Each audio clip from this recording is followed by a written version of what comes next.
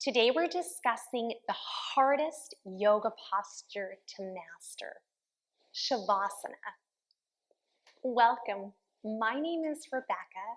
I'm an online yoga instructor and self-care coach, and I love helping women prioritize self-care to feel peace through yoga, meditation, and mindfulness.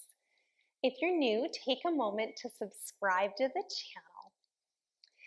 Now, Shavasana, or final relaxation, looks like the simplest yoga posture, but it's actually the hardest to master, especially when you're going through challenging times, when you're feeling stressed and overwhelmed. It's easy to want to move your body to practice yoga, but then to get up and go. It can be hard to quiet your mind and just be still, especially if you're practicing yoga at home. But taking time to rest is an incredible form of self-care, and it's actually often one of the most productive things that you can do.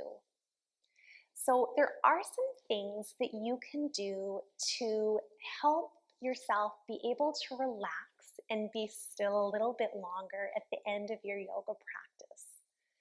The first is to get comfortable.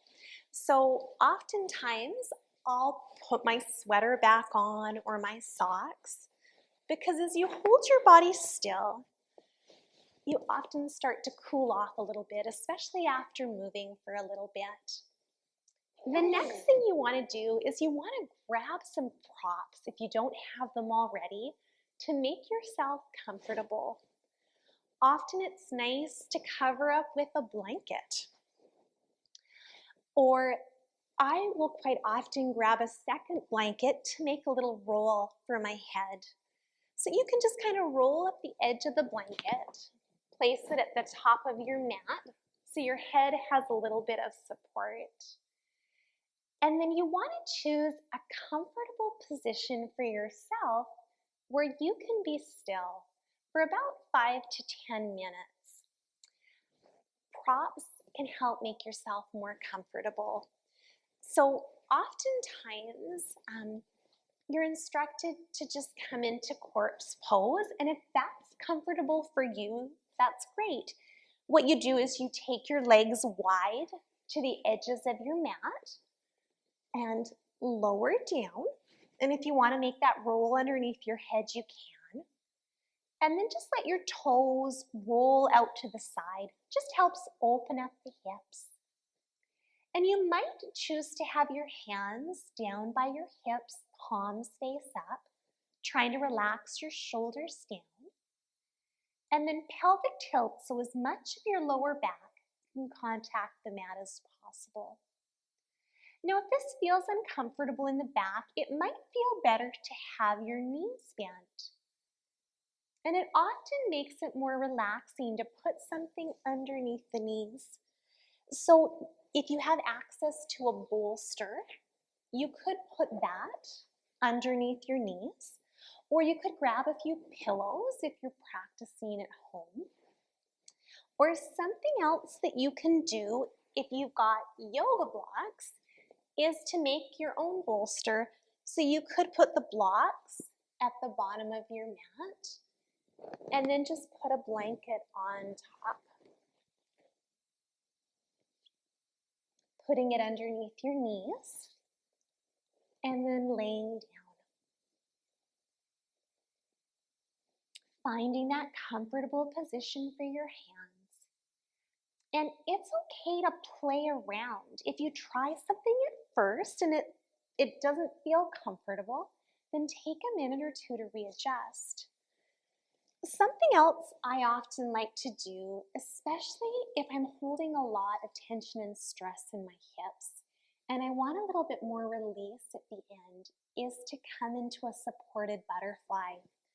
So you'd bring the soles of your feet together and let the knees splay open, and then you could take your blocks, placing them underneath your thighs so you've got support, and then slowly lay down.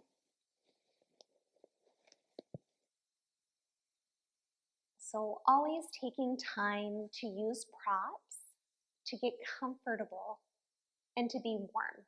That's step one. The second thing you want to do is to try to relax your body and just let your natural breath flow in and flow out. Now, if you're particularly stressed, or if you have a hard time just being still like me, it's easy for your mind to wander, to start thinking about the to-do lists, to notice other people's breathing, to hear the sounds of the furnace or cars driving by, distractions. And so know that that's normal to get distracted, and every time you do, just notice and then bring your attention back to your inhale and back to your exhale. Sometimes it helps me to count the breath, to inhale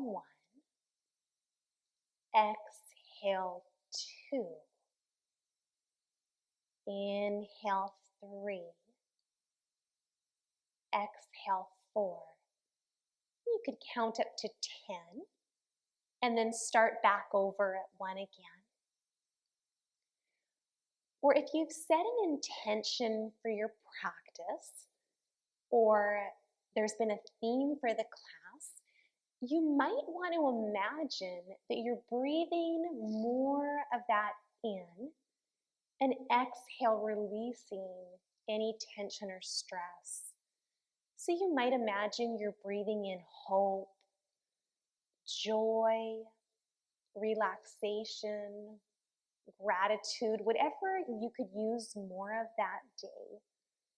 And then exhale, just trying to let the body relax and release what you need to. Or another thing that you could do on your own is to just repeat a positive phrase, affirmation, something that means something to you. And one of my most favorite things to tell myself when my mind's all over the place is that I am relaxing, I am letting go, I am taking care of me. I'm relaxing, I'm letting go, I'm taking care of me. And I'll often repeat that several times to myself. Remember that Shavasana, like any yoga pose, it's a practice. And the more that you do it, the easier it's going to be still.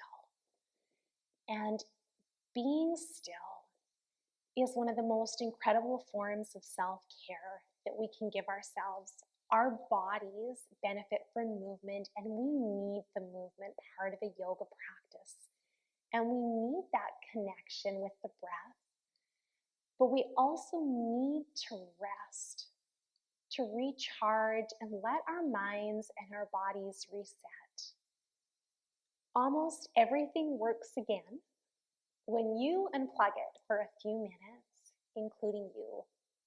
So I hope the next time that you're tempted to just get up and turn off a yoga video, or you find that your mind's all over the place and you're really struggling to relax at the end of a yoga class, that you'll take time to get comfortable, to be warm, to not be afraid to use props or position your body different than everyone else so that you can be comfortable.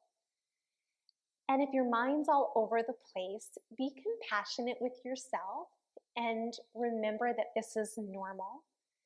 And try to count your breath, to focus on what you'd like more of or what you need to release, or to say a positive affirmation to yourself. Thank you for taking the time out of your day to visit with me and to learn more about succeeding and mastering the hardest yoga posture, Shavasana. If you enjoyed this video, please be sure to subscribe. And if you're looking for more guidance, prioritizing your self-care, be sure to grab the free guide, How to Master Self-Care. It's linked in the description below, which talks all about sticking to a self-care routine. Have a great day. I'll see you again soon. Bye-bye.